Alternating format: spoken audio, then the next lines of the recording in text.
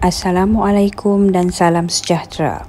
Saya Dr. Annie Eliza binti Ghazali dan rakan Dr. Hashimah binti Sulaiman akan membincangkan tentang analisis data kualitatif.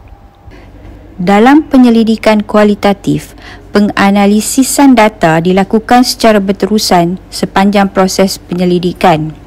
Secara keseluruhan, proses penganalisisan data meliputi 3 urutan aktiviti iaitu penyaringan data iaitu data reduction, persembahan data atau data display dan 3 penulisan kesimpulan atau verifikasi atau conclusion drawing. Penyaringan data atau data reduction adalah usaha untuk mengurangkan jumlah data dengan memilih dan mengasingkan data yang kurang relevan.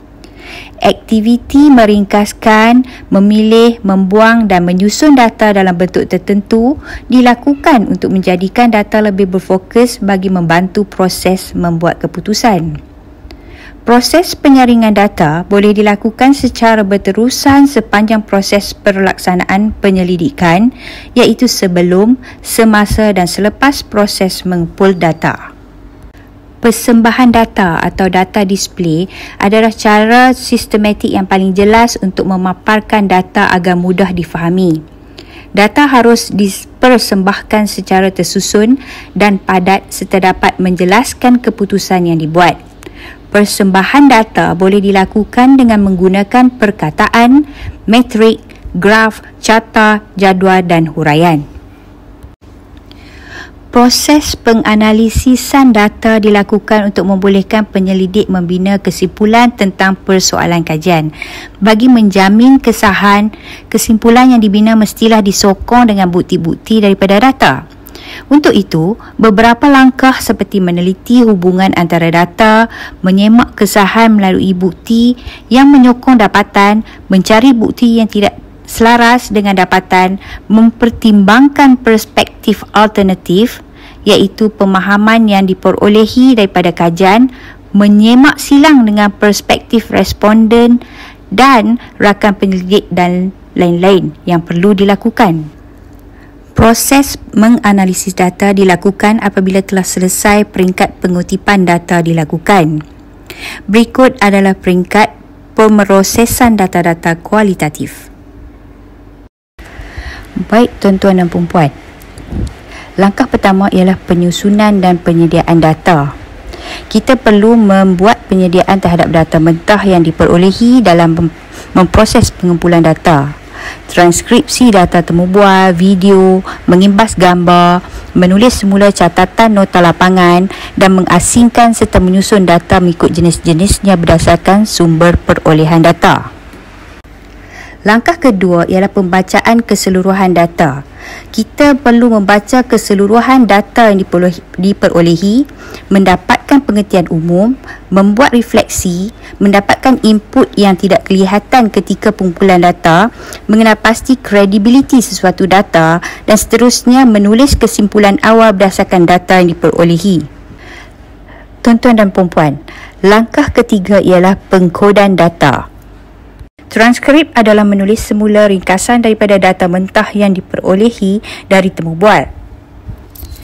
Petunjuk-petunjuk yang bukan lisan harus diambil kira seperti gerak tubuh atau gesture yang boleh membawa sesuatu makna atau konotasi yang perlu difahami atau ditaksirkan, seperti keadaan senyap secara tiba-tiba atau senyap yang agak panjang, atau ayat pendek seperti atau Malah bentuk ketawa atau gerak ataupun gesture yang signifikan juga merupakan elemen penting yang dapat memberi makna dalam dapatan kajian. Selepas proses transkrip selesai, data-data tersebut disusun atur ke dalam bahagian-bahagian tertentu agar mudah disemak. Rujukan kod telah digunakan bagi melibatkan nama atau sebagainya. Proses pengkodan dilakukan bagi memudahkan mengenal pasti jenis data, sumber data serta nombor muka surat transkrip. Bagaimana cara orang membuat koding? Orang ingat kita menggunakan software yang canggih. Tapi itu tidak benar. Software adalah program yang menguruskan data. Tapi sebenarnya kita boleh mencetak dan membuat koding dengan menulis tangan sahaja. Tetapi apabila kita mempunyai terlalu banyak data untuk decoding, volume yang banyak, bilangan data yang banyak, maka bolehlah kita menggunakan software di bawah. Cara mengkategorikan data boleh dengan cara menconteng di bahagian tepi atau membuat highlight bahagian yang dikenal pasti. Jadi di sini, bahagian yang pertama setelah di-highlight, bahagian kedua, kod yang sama disesuaikan mengikut warna tertentu, dan bahagian ketiga mengkategorikan setiap kod dan seterusnya ia akan menjurus kepada sebab dan akibat. Kita perlu meninggalkan ruang kosong yang banyak di sebelah kanan untuk kita membuat coding dan kategorinya bagi menunjukkan bagaimana ia saling berkaitan. Selain itu, kita boleh menggunakan sticky note mengikut warna tertentu, mengikut kategori yang kita sudah kenal pasti. Jadi, semua warna itu boleh membantu kita semasa kita membuat bacaan. Kita boleh menanda dengan warna yang sesuai untuk memudahkan lagi kita membuat penyemakan kemudiannya.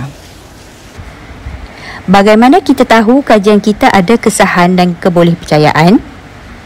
Ya, kita kena kod dengan jelas, tekal dan teliti.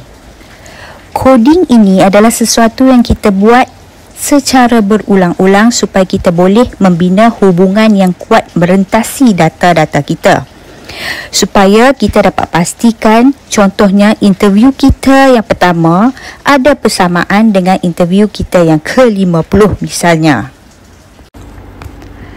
Setelah lambakan data disusun mengikut bahagian-bahagian tertentu, maka tibalah masanya untuk membiasakan diri dengan data-data yang diperolehi. Proses pelaziman adalah dengan mendengar kandungan temu bual dalam pita rakaman, membuat tontonan semula bahan berbentuk video, membaca iaitu membaca semula data-data, membuat memo dan membuat ringkasan sebelum proses analisis secara formal bermula. Ia adalah peringkat yang penting, terutamanya jika pengumpulan dan proses transkripsi data bukan dilakukan oleh penyelidik sendiri. Di sini, saya jelaskan dengan lebih terperinci mengenai contoh analisis dokumen yang dipaparkan. Langkah coding yang pertama adalah familiarizing with data, di mana penyelidik membiasakan diri dengan data dan kemudian menjana kod-kod awal atau generating initial codes bagi mencari tema asas dari pernyataan-pernyataan tertentu yang terdapat di dalam transkrip. Tindakan seterusnya adalah membina satu kelompok tema asas yang mempunyai maksud yang hampir sama secara tersirat atau tersurat yang boleh membawa kepada subtema yang lebih luas. Seterusnya, penyelidik telah memberikan makna dan pengertian kepada setiap tema bagi menyediakan draft pelaporan yang ringkas secara tersusun, jelas dan logik agar menepati kehendak persoalan kajian. Sekian sahaja cara penganalisisan data kualitatif secara ringkas dari kami. Terima kasih.